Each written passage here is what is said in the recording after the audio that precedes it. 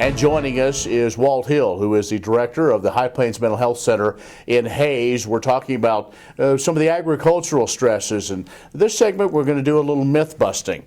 So Walt, let's get into it. What's probably the biggest myth? Is it, you're weak if you ask for help?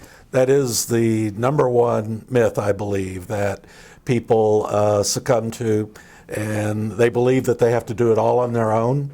That they are weak, they're not a full person if they can't deal with every problem. But the truth is, we go to our doctor when we have a sore throat. If we need glasses, we go to the eye doctor. We go to our accountant if we need help with doing our taxes. And it's no different if you need help with dealing with personal issues, with the stress in life.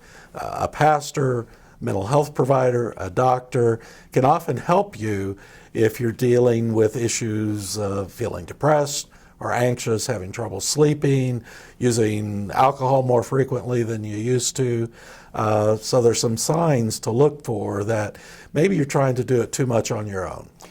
What about the idea that, well, if I just work harder, then this will all work out? Often working harder just begins to get you deeper in the hole that you were in. That sometimes getting some ideas from other people, different ways of doing things, different approaches, asking for help, that you're not alone is often the most important message. That the hard work you've done. Now it's, work smarter as well as harder. What about communication?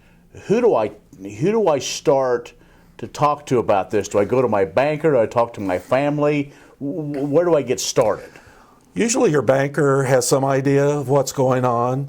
Your accountant has some idea. I've been talking to bankers and accountants in our area about this, and they see what's happening. Usually your spouse knows what's going on, but we often, as men, don't listen to our spouse. But they often see what's happening. Your family doctor often sees what's happening with your blood pressure or sees the effects of some ways of dealing with stress that aren't helpful. So there are a variety of people you can go to. A pastor is a great source of a sounding board. Your family doctor, a counselor.